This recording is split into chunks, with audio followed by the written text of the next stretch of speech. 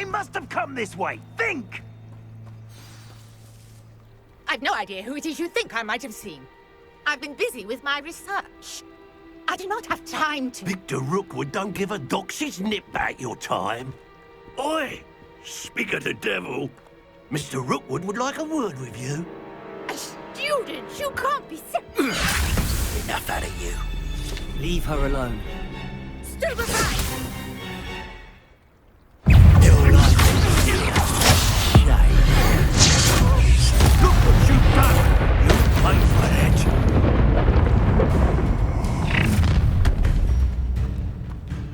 I'll watch the light go out of your eyes.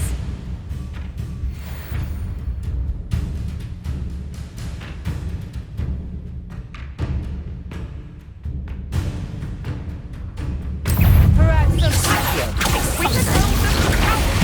You're not going anywhere. You'll tell Rookwood to find himself.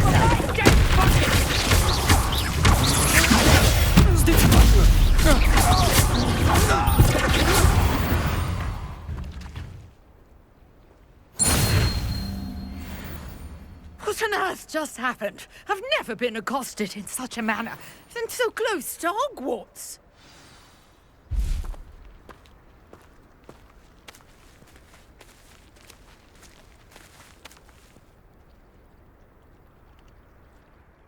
Are you all right? I am, thanks in no small part to your excellent defensive skills. Care to tell me why two Ashwinders were ready to dispatch me to get to you? Ashwinders? Victor Rookwood's thieves and extortionists, his little cronies. They seemed quite keen on you. It's a long story, but thank you for your help. Well, you've avoided them for the moment. Priya warned me things were getting dangerous. Best get moving on my research before they return. You mentioned someone named Priya. Yes, my wife. She's the one who piqued my interest in Merlin. Gave me a book when we were students at Hogwarts. Typical hard-working Hufflepuff, brilliant potioneer, has her own shop in Knockturn Alley. She's a travelling vendor. Hears what's going on in the Highlands before I do. You're a researcher? Nora Treadwell at your service, historian and archaeologist specialising in Merlin's work and life. Merlin? Of the legend of King Arthur? The very same. Merlin attended Hogwarts, you know, and I'm studying some curious fixtures he left here centuries ago. Fixtures?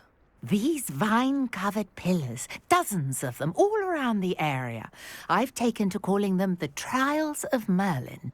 I believe he created them as a diversion for his fellow Slytherins. He was terribly fond of puzzles and enigmas. I can see why you're so interested in Merlin. I'd be keen to know more about the trials. Well then, I'll let you in on a little secret. No one has yet managed to figure out how they work. But I believe I have just unlocked a crucial clue.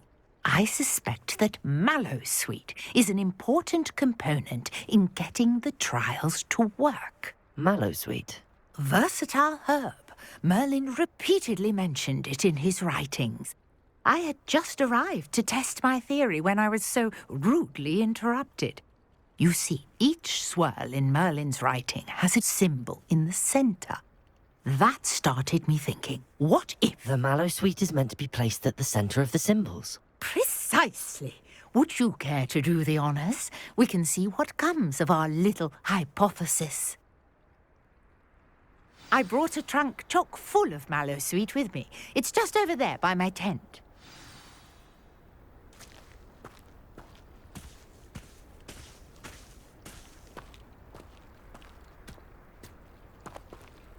This trunk?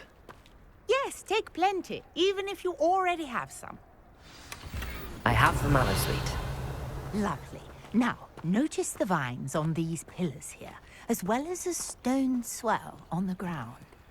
Each trial has these features. Place the Mallowsweet on the swirl, and we'll see what happens.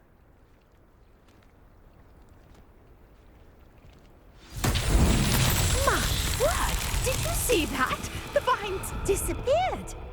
What should I do now? This is uncharted territory. I am curious about these pyres. Incendio! Beard! The flames make the fire sink.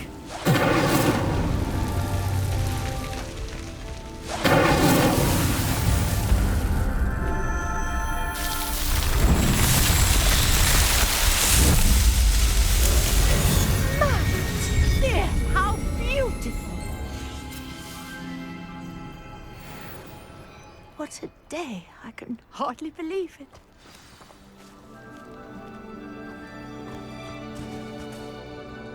I take it we can call that a success? We can indeed. However, I now have even more questions. How does it work? I must review my notes. I may have missed something. Are all of the trials like this one? Oh, not precisely. Well, I think each has those telltale vines and the swirl on the ground. You should feel free to solve them as you come across them.